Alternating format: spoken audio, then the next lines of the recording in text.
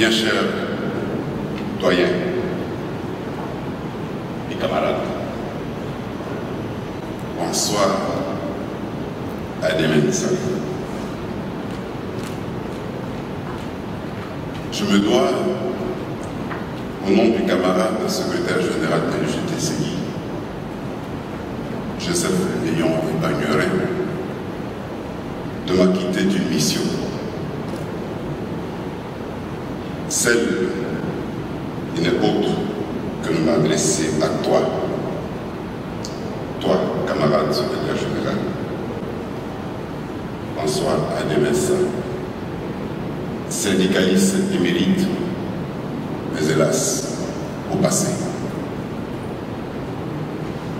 Il n'est pas loin de 14 heures. Et contrairement à notre quotidien, nous avons convergé en ces lieux. Pour te rendre, camarade, un ultime hommage. Nous sommes venus de partout, avec aussi à nos côtés les camarades syndicalistes de nos différentes bases et qui ont répondu à notre appel. Celui que tu nous lances, afin que nous puissions traduire à ta famille biologique, à ta grande famille et aux familles alliées, tout à la fois nos condoléances, notre compassion, notre soutien et le réconfort de notre présence. Camarade secrétaire général, nous te savions quelque peu souffrant, comme cela arrive à tous.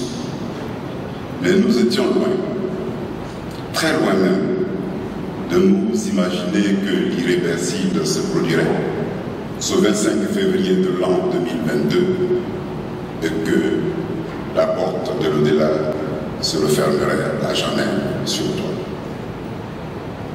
Méditant sur la petitesse de notre condition humaine, nous nous accrochons à une passerelle pour dire comme ce philosophe, et je cite,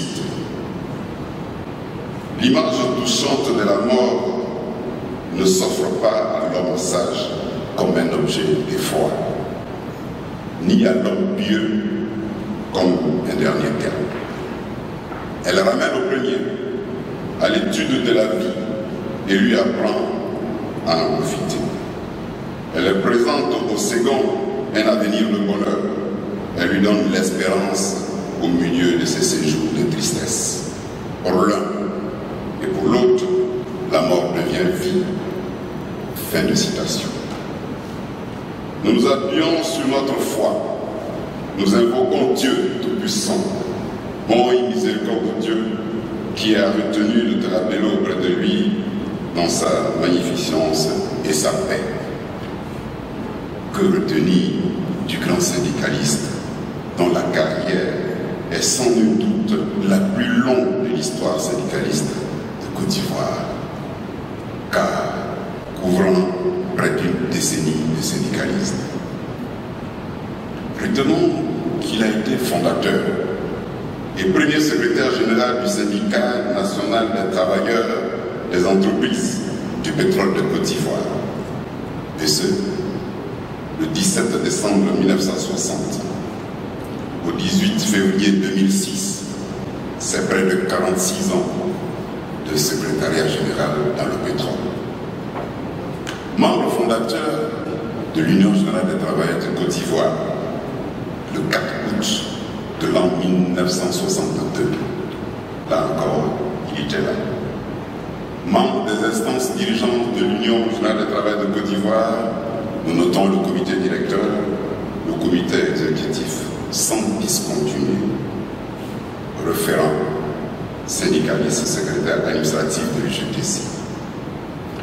Premier secrétaire général adjoint de l'UGTCI sous l'ère de feu Adiko Nyamké de l'an 2000 à 2005. Et enfin, secrétaire général de l'Union générale des travailleurs de Côte d'Ivoire de 2005 à 2012. Nous retenons aussi, au-delà de cette carrière syndicale, que tu étais un père attentionné, le coup brièvement, l'homme public, l'homme au grand cœur, qui a de tout temps retenu que la dignité doit rester la valeur non marchande de l'homme, car c'est à partir d'elle que l'on en impose au respect de sa personne. Cette approche m'autorise à dire, sur la base de ton humilité, que tu restes sensible et attachant, car la générosité de cœur était bien une autre de tes vertus. Au titre de nos dévanciers, tu es bien le 4e secrétaire général de notre fêtière, après feu, Amontano Lambert, pour qui nous souhaiterions une profonde minute de silence, parce qu'il nous a quittés il n'y a pas si longtemps.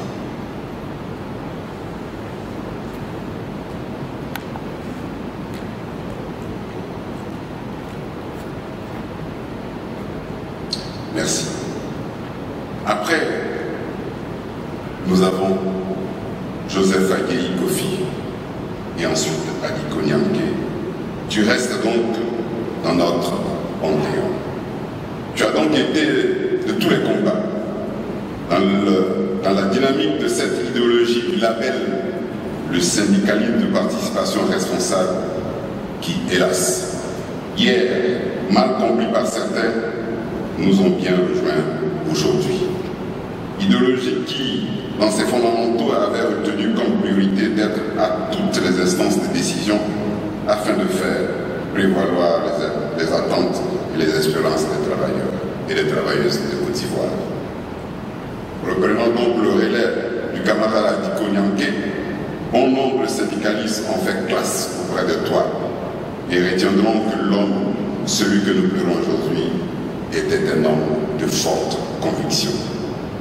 D'aucuns seraient surpris de m'entendre te tutoyer, mais l'affaire dans laquelle nous sommes aujourd'hui est bien celle des syndicalistes, celle des camarades. En me tournant vers la famille biologique qui voit partir un père, un grand-père, un oncle, un ami, un complice, un soutien de tous les instants, je voudrais vous rassurer de la disponibilité de l'UGTCI, car c'est une famille que l'on ne quitte jamais. Avant notre grande séparation, je voudrais au nom du comité exécutif et en particulier en celui du secrétaire général Joseph Ebaïlien, saluer la présence de nos camarades des centrales syndicales sœurs, j'ai cité Dignité, Fésassi, Unatrici, Humanisme, qui sont venus nous soutenir. Merci camarades pour votre soutien. Avant notre grande séparation, disais-je, je voudrais au nom du secrétaire général, au nom de toutes les personnes ici présentes, travailleurs et travailleuses de Côte d'Ivoire, traduire l'émotion et la hauteur des nobles sentiments qui nous habitent. Bien cher camarade François Ademensa,